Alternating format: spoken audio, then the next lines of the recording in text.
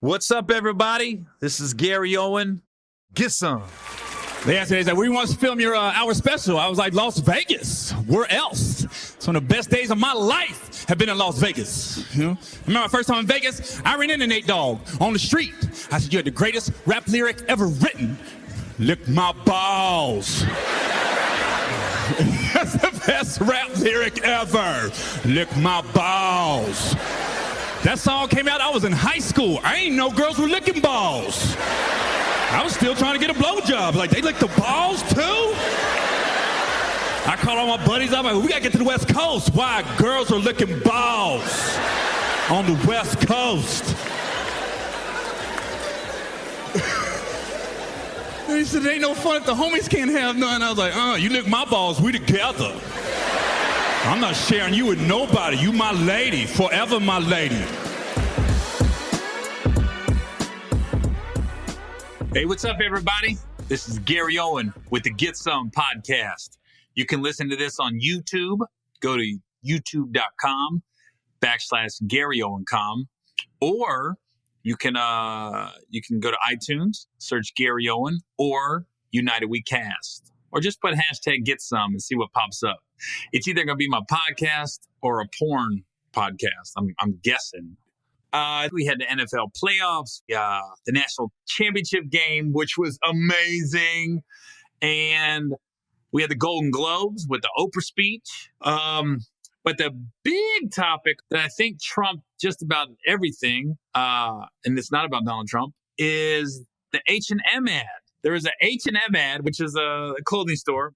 And unless you've been living under a rock, they had a little black kid, and he's in a hoodie. And kid could have been more than 8, 9 years old. And they had coolest monkey in the jungle on the hoodie. And if it would have been on the white kid, I don't think there would have been any fuss. But the white kid had another hoodie that said something else, but it was animal reference. And you know, but they put the coolest monkey in the jungle on the little black kid. And it was a shitstorm. And then everyone's saying H&M is racist and how could this happen? This is just my uneducated, no college degree opinion on what happened. But I am pretty smart when it comes to race relations. And I'm pretty smart when it comes to how things slip through the cracks, so to speak, and why people don't catch things.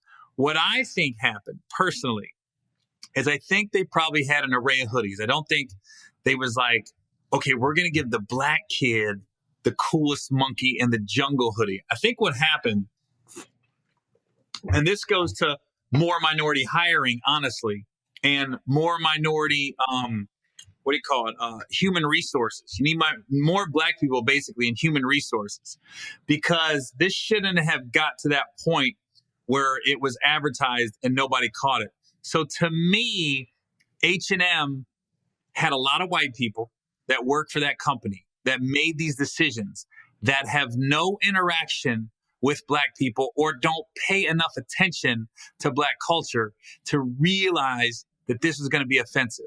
And it's not just one person. It had to go through a chain of command. Somebody didn't just come up with that and then print it and put it on the black kid. It was definitely not on purpose. It was, I can almost put money on it.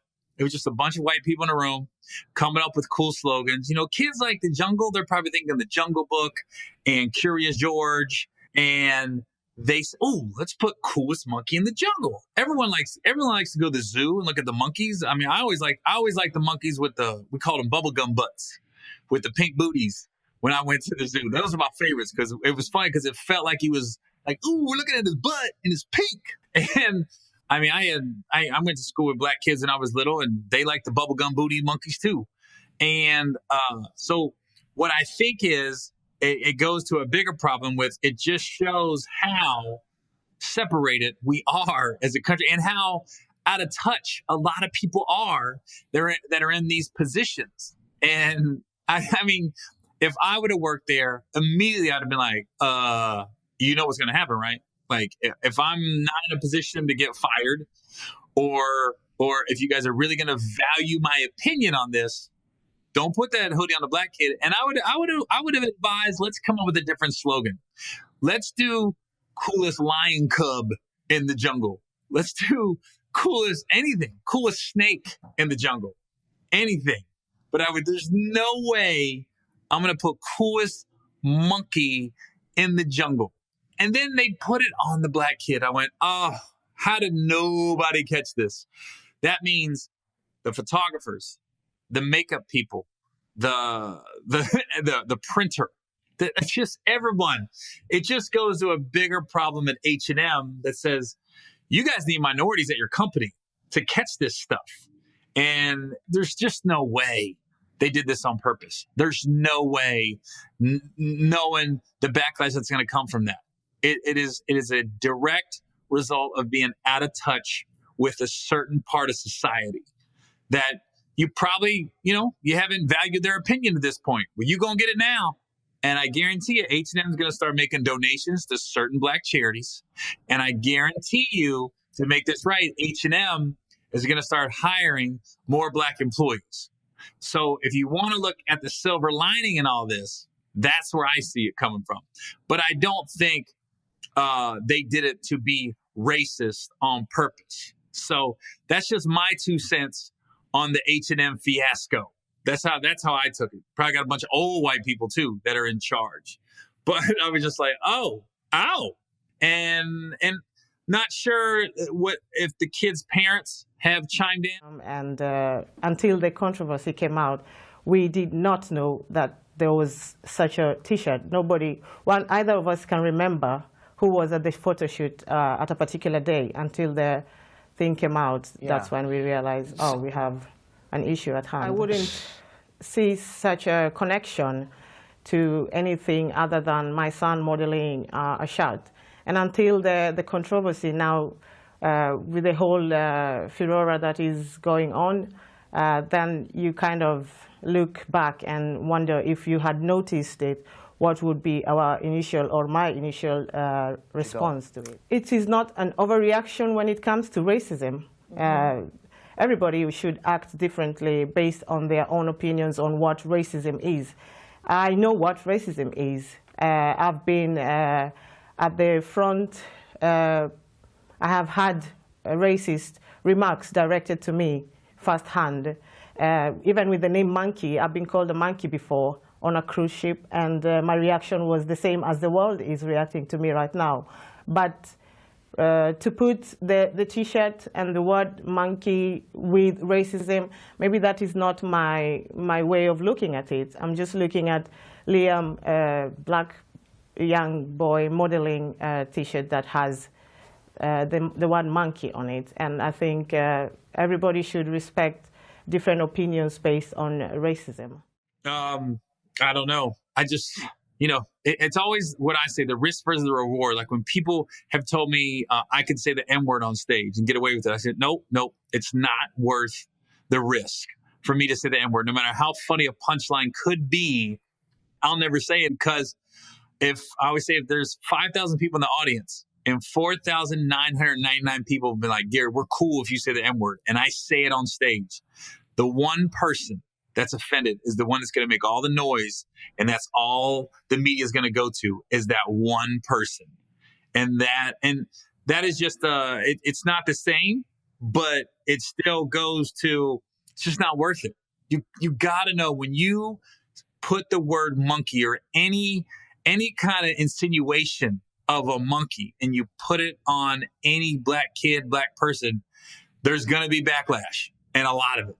So just stay away from it. It's just not worth it. If the hoodie feels good, the fabric feels good, you could have just put coolest kid in the jungle. That's all you had to put. The coolest person in the jungle. I was a little taken back. I think H&M is out of touch with a certain segment of society. That's what I think came from the H&M thing.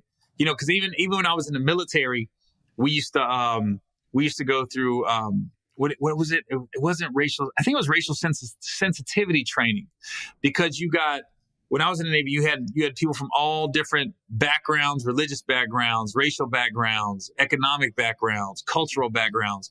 So we had to go through it was like a 2 or 3 day course. It wasn't nothing crazy, but they basically taught you what's too far and what's not. And there was a story, and I don't know if it's true or not, but there was a story that they told us about. There was 3 black guys and a white guy shooting pool right after boot camp in one of the barracks.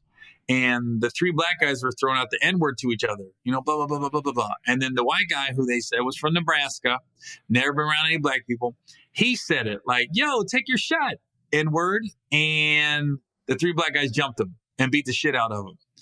And come to find out, the white dude just didn't know. He just didn't know. Wasn't around any black people, so he thought they were saying it. He could say it. Now, here I am 25 years later after hearing that story. Do I think that happened? Nah. I really don't. I think they just said that's a good story to tell, to let people know what to say and what not to say. I remember, I didn't know, and I don't know if I'm allowed to say it. I don't know if Asian people are about to get mad at me, so I'm not going to say it. But I was at a wrestling meet, and we had an Asian guy on our wrestling team, and I said it. And he looked at me and goes, I can't believe you just said that. I said, what do you mean? And then he said, that's basically like the N-word for black people. And I was like, really? And I really didn't know. I really didn't know. And luckily, me and that guy was so cool that he basically just educated me right there on the spot. And I was like, oh, so I never said it again. But yeah, I just think it was just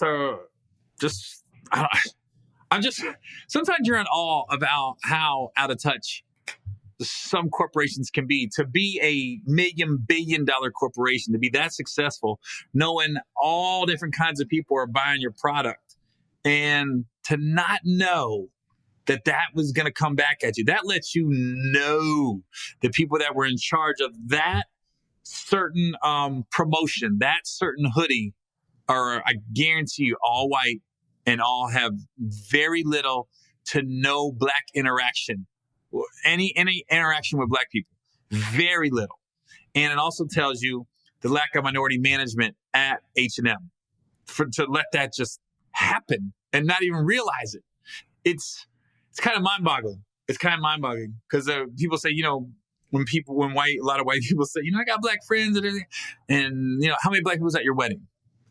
How many black people have been in your home for dinner or dinner parties? And, I even remember my dad one time when my sisters were playing soccer, and they had to be 9 or 10. And my dad works at FedEx, and he works with a lot of black guys and all that other stuff. But now my sisters are on a select soccer team, and they had 3 or 4 black girls on the team. And they had to do a road trip somewhere. Let's just say Big Bear or Lake Tahoe, something like that, where all the families came together and they stayed together. So my dad ended up, my sisters, I guess, were really close with one of the black girls on the team. So my dad and my stepmom and my 2 sisters, they end up staying with one of the black families, one of the black girls' families, and they doubled up and got a house for the weekend. And my dad came back, remember, goes, oh, man, Gary, it was so cool, man. We had so much fun, and we had no problems. None. No problems. So, he had a good time, and he loved the family, and they're still friends to this day. But he said, and we had no problems. And I was just thinking, would he have said that if that was just a white family? We had no problems. I'd have been like, I don't think he did. Now, and my dad is real cool, not a racist dude, obviously. Got the mixed grandkids. Clearly, he's not like that. But when he made that comment, I was like, oh, I think that's probably the first time my dad has ever been around, a black family like that, middle class, girls on the same soccer team, and had to spend 3 nights in their environment. Not that they're at his house. He went to their house and stayed, or, they made the arrangements to stay. And it was just funny because he was so everything was great. Blah, blah, blah. The girls won the soccer game. We had so much fun. And we had no problems at the house. None. It was just good. We had good conversation. But that's how some white people think is they don't realize what they're saying. And black people do the same things too. So it's just H&M, take this as a wake-up call that you're going to have to hire more minorities. And you're going to have to take into account the people you offended. And you got to make it right somehow. Send those hoodies to Nicaragua. Just like you send the Georgia national champ hoodies and t-shirts, send those hoodies to Nicaragua. And then tell them to wear them inside out. Say, nah, just wear them inside out. And backwards. Because then Monkey would read, just pronounce Monkey backwards. The other big news was the Golden Globes, and all the women wore black in solidarity of all the victims throughout all the years of women getting basically abused and taken advantage of to get parts in certain movies and all the sexual harassment cases. I personally have never seen it. I've never seen on any movie set, any TV set. I've never seen anybody abuse their power or been rude, pretty much. I'm not going to name off one director, but there was one guy that went off one day, but he didn't go off on one person. He went off on the whole cast. He just went out, and he did it a couple times, but he never singled anybody out. He would just go off on the cast. And I was like, whoa, that's a side you don't see on Hollywood, Inside Hollywood, or Oprah, or Ellen. I was like, oh, he has another side to him. So, but he never singled anybody out and went off. He would just go off on the cast, so to speak. But I've never seen those horror Hollywood stories. Even guys that I worked with that I heard rumors about, I still didn't see anybody like rude to me or go off on me.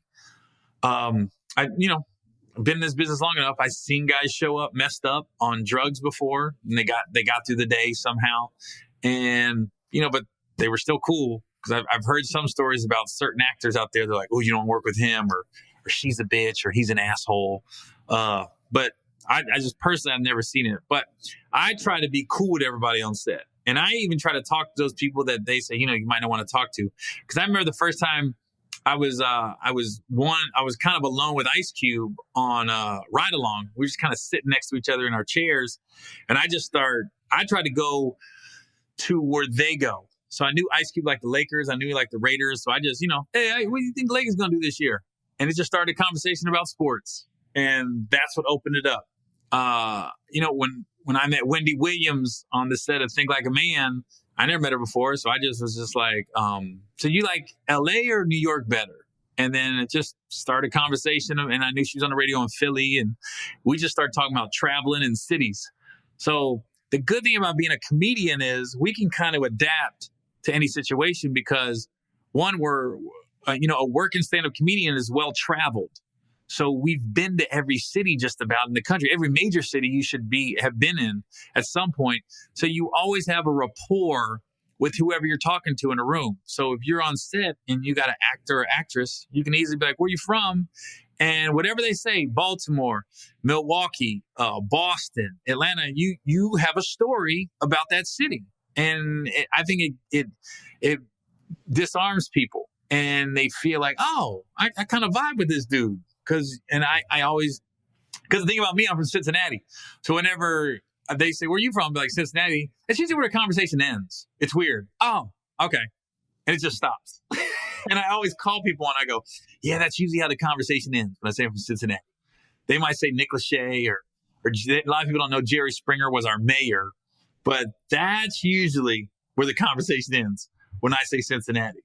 So, but it was cool to see, it was a very female dominated Golden Globes. And then Oprah got up there and just shut it down with her speech. And now the rumors are running rampant that Oprah might run for president in 2020. Talk about a landslide victory. Man, Oprah, one, she would get every black vote and she would get every female vote. And she'd probably get every Latino vote.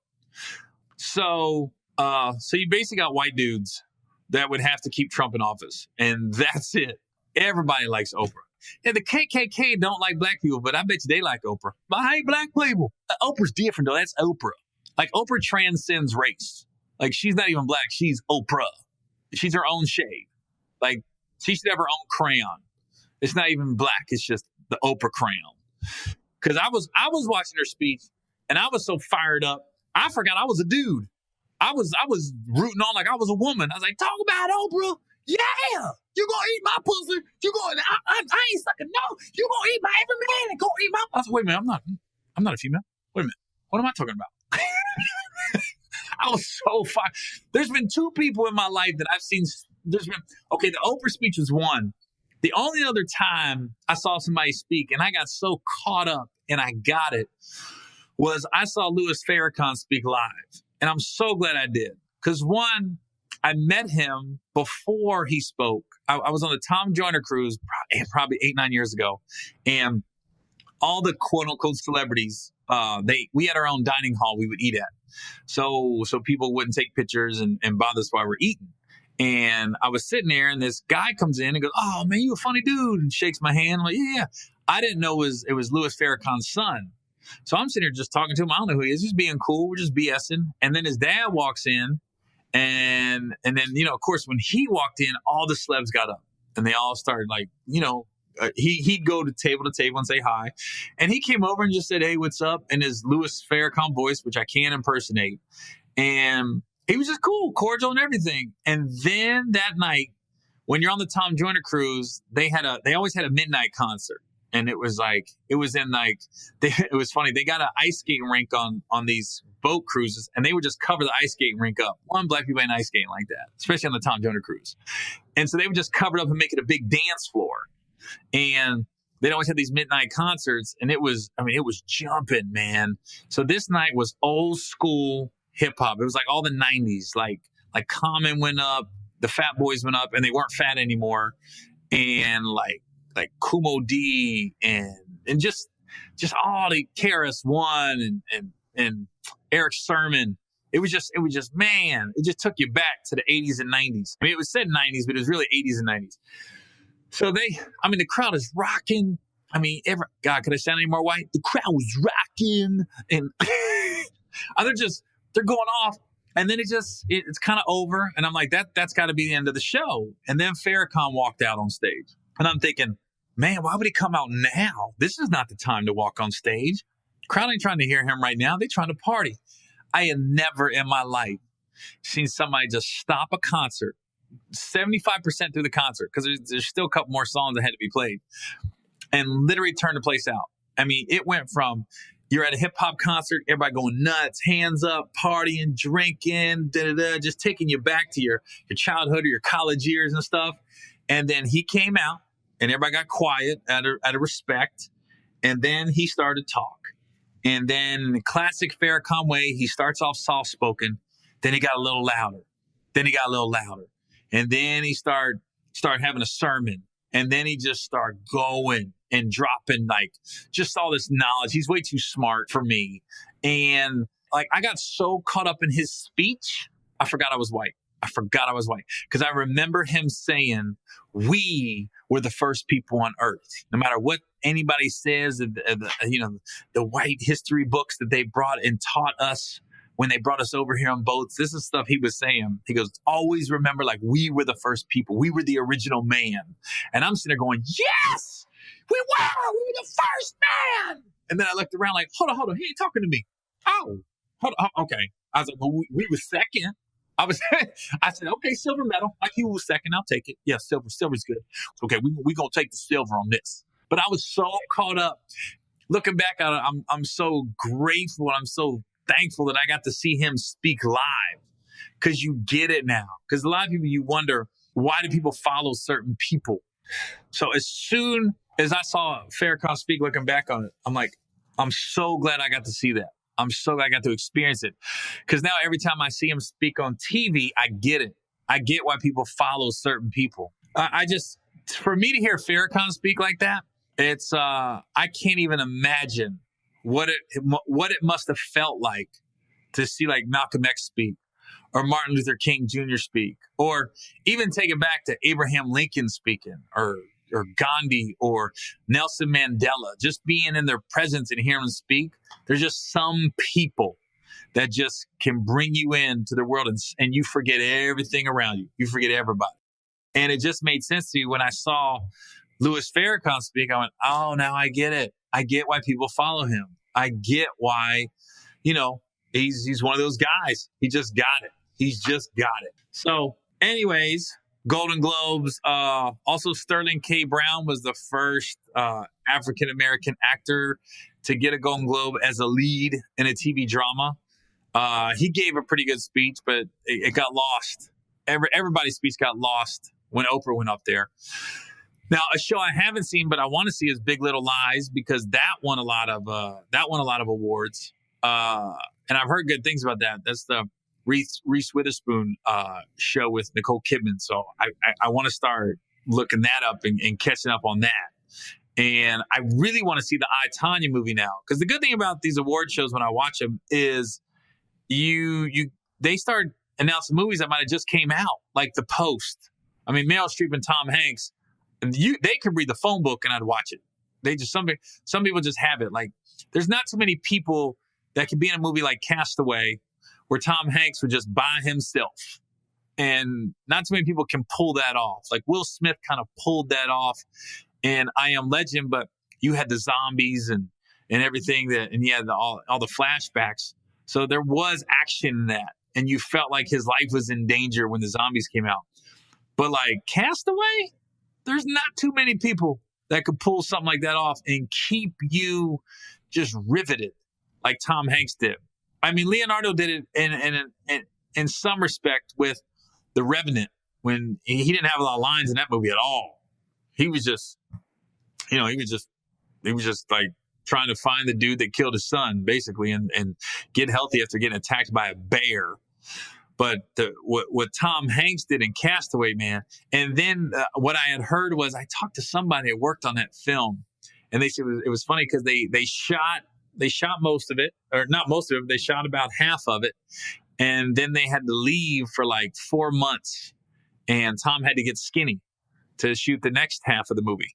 And in those 4 months, the director and a lot of the producers, they went and shot another movie. So while Tom was getting skinny, basically the entire crew went and did another movie. And then they came back and finished Castaway. That's how long it took to shoot that movie. That reminds me, when we did Little Man, that movie took like 6 months to make, because every time we shot a scene or a series of scenes, then Marlon had to come back and green screen those scenes, because they had like a little kid that had to be 6 or 7 years old, who's going to be a little person, but he was only 6 or 7. But he's the one that did all the scenes and acted as Marlon's body in that movie. So we were like, we'd shoot for a week, then we'd be off for a week. Then we might shoot for 4 days and then be off for a week, because Marlon had to go back and shoot all the scenes after we shot him with the kid, and they had to green screen Marlon's head on the little kid's body. So that movie took forever, and we shot it in Vancouver, and I'll never forget, it rained for 31 days straight. Like, for some reason, it would just start raining for nothing. And this is before I had a laptop. So I had to go down to a business center to get online. And my cell phone it wasn't like an iPhone, because we shot it in 2005.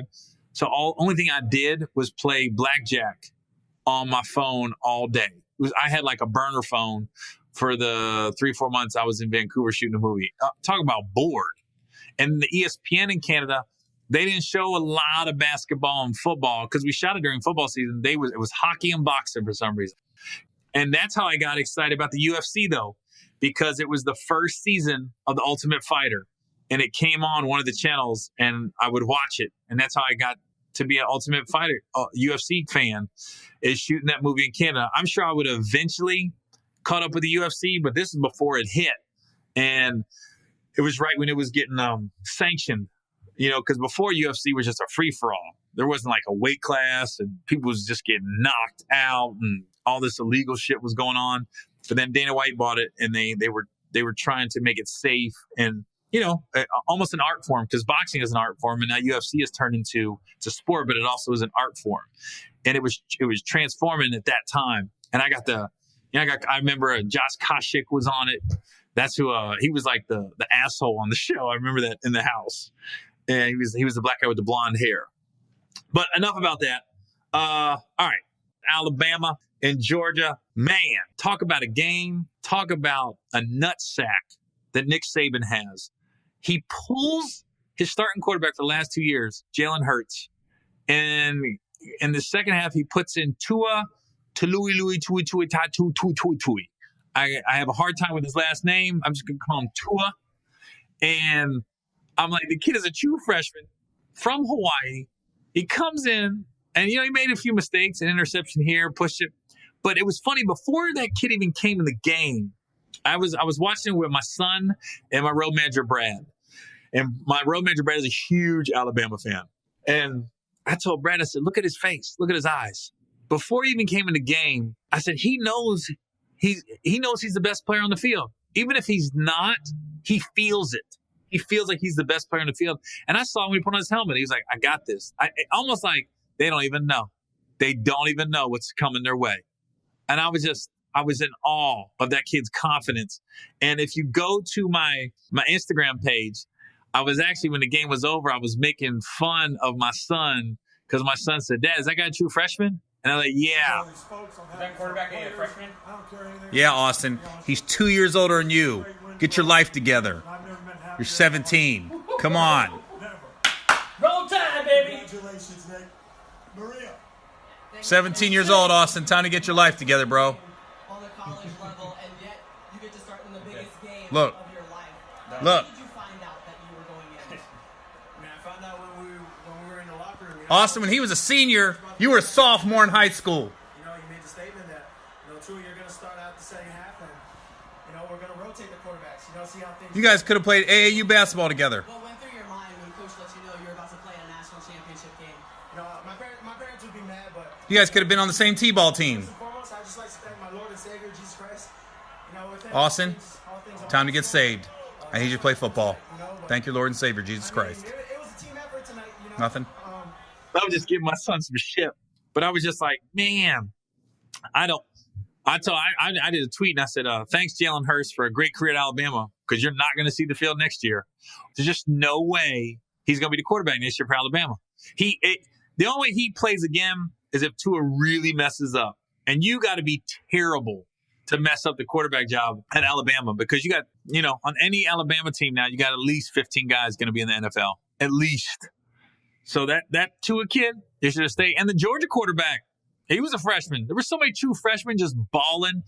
And the coolest story was the Ridley brothers. One is, I believe he's a senior or a junior at Alabama. And the other Ridley brother was a freshman at Georgia. Both wide receivers. And they got to play against each other. And I remember this thinking, man, as a parent, who do you root for? If I'm the dad, I'm getting a suite because both my sons are in the national title game. And I'm going to get liquored up. And I'm just going to be like, look, either way, I'm a national champ tonight. My son's going to be a national champ. I don't know which one. I don't even care. I'll just root for the offense. Honestly, that's the time you want to be LeVar Ball. That's the time you can be selfish. If both your boys in a national title game on either team, that's when you just start getting cocky. Like, you just root for your sons. You don't root for the defense. You don't root for the running backs. You just root for your boys because they in the national title game. And you did not hear one time Ridley's mom or dad speak. So it can be done, LeVar. It can be done. You can't have two kids that are balling at the same time and not have to be in front of the microphone in front of the media. So what a great game, though. I remember years ago when Illinois, back in like 89, they had a squad. And they beat Michigan twice. And then when they met them in the Final Four, Michigan beat Illinois. And Illinois was stacked. Had Kendall Gill and Marcus Liberty. They just had a squad. Like how I got that throwback Illinois-Michigan basketball game in. Yeah, that's me. I'm a sports historian. And then, so great national title game. Really no losers. I'm rooting for the Jaguars in the AFC from here on out. Of the 4 teams left, I'm rooting for the Jaguars. Who I think is going to go is the Patriots. Who I want to go at this point is the Jaguars. So we'll see. Crazy stepdad story. I didn't do one last week. I got so caught up in everything. I didn't do a crazy stepdad story. But with it being football season and basketball and all these other sports, I remember my stepdad, he would tell me all these stories, and I come to find out later they were a lot of lies. And he told me a story when he was in high school. He went to a high school called Middletown High School. And that's where Chris Carter went, Butch Carter. Jerry Lucas went there. There's a guy in the NFL right now named Jalen Marshall went to Middletown. The Purdue #1 player, Vince Edwards, a basketball player from Middletown. They have a rich sports history, basically. Kyle Schwarber for the Chicago Cubs, Middletown graduate. But he told me when he played football at Middletown, Dave Parker, who, I don't know if Dave's in the Hall of Fame or not. And, remember Pittsburgh Pirates and Cincinnati Reds, Dave Parker? He played for a high school called Quarter Tech in Cincinnati, which is no longer in existence. And my stepdad said, yeah, man, I broke Dave Parker's leg in high school. He came around the corner and I broke his leg. He goes, knocked him right into baseball. And I don't know if that's a true story. And I wish, and what I'm guessing is Dave Parker did break his leg because he was a hell of a running back in high school. I'm guessing he did break his leg and my stepdad just took credit for it, is what I'm guessing. Because I never saw you get recruited by any big schools, stepdad. When I go back to your hometown, nobody's acts like you're a legendary football player. So what I think is Dave Parker broke his leg when Quarter Tech High School played Middletown High School in 1969 or 1970, and my stepdad is now taking credit for breaking his leg. That's just my guess. If anybody listening to this and can dispute that, or if anybody knows Dave Parker and wants to ask him, let me know. My stepdad's number was 40. He was number 40 on Middletown High School. And so, and that's the thing, there wasn't any film back then like they have now. You got Huddle and all those others. So you have no way to dispute it anymore. You know what I mean? I can say whatever. You know what I mean? I knocked Ken Griffey Jr. into baseball. I never played him. I'm lying about everything. All right, y'all. Well, this is Gary Owen with the Get Some podcast, and we'll see y'all next week. All right.